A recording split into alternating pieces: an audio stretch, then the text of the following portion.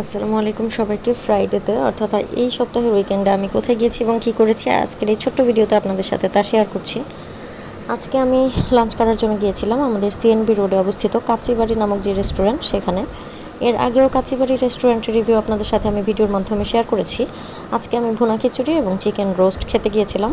এই প্যাকেজটার দাম হচ্ছে 150 টাকা, অর্থাৎ সবজি খিচুড়ি এবং রোস্ট যেটা আপনারা ভিডিওতে দেখতে পাচ্ছেন এটা 150 টাকার বিনিময়ে আপনারা পেয়ে যাবেন এবং সাথে থাকবে খুব সুস্বাদু একটা আচার এবং কোল্ড ড্রিঙ্কস। আপনারা যদি বোরহানি অথবা অন্য কোনো আইটেম নিতে চান তাও কিন্তু এখানে অর্ডার করতে পারবেন। এখানে ফিরনি থেকে শুরু করে বোরহানি, লাচ্ছি সব ধরনের ঠান্ডা পানীয় এবং কোল্ড ড্রিঙ্কস এখানে রয়েছে। আমি আজকে শুক্রবার দিনটা লাঞ্চ বাইরে করেছি, যেহেতু আমার 12টা পর্যন্ত পরীক্ষা ছিল। তো পরীক্ষা দিয়ে খুব খিদা লাগার কারণে আমি রিক্সা নিয়ে সরাসরি সিএনবি রোড চলে যাই এবং আমাদের যে বিখ্যাত 150 টাকা দামের প্যাকেজ, অর্থাৎ আগেও খেয়েছিলাম আপনাদের সাথে ভিডিওতে যেটা দেখিয়েছি সেটাই আমি আবার নিয়েছি, চিকেন রোস্ট এবং সবজি খিচুড়ি।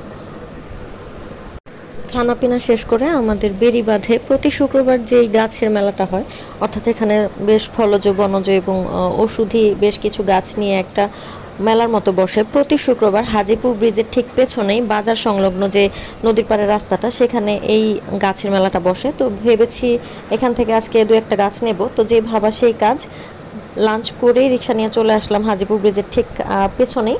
এখান থেকে আমি একটা বোম্বাই মরিচের গাছ এবং একটা বেগুন গাছ এবং সেই সাথে একটা লাউয়ের গাছের চারা নিয়ে নিলাম ছাদের জন্য। নিজের হাতে ফলানো শাকসবজি দিয়ে তরিতরকারি রান্না করে খেতে কিন্তু বেশ ভালোই লাগে। এটা যেমন ফ্রেশ তেমনি পুষ্টিগুণ সমৃদ্ধ এবং একই সাথে কীটনাশক এবং কেমিক্যাল মুক্ত থাকে।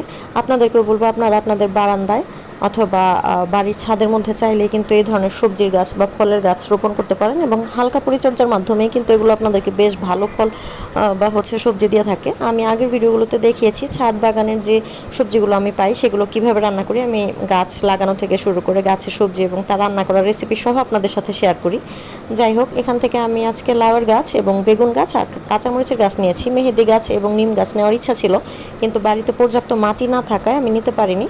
আপনারা যারা গাছপ্রেমী আছেন তারা বলবেন আমার গাছগুলো কেমন হয়েছে, বা আপনাদের কোনো পরামর্শ থাকলে আমার সাথে শেয়ার করবেন, কমেন্ট বক্সে জানিয়ে দেবেন আপনাদের মতামত। ভালো থাকবেন সবাই, আল্লাহ হাফেজ।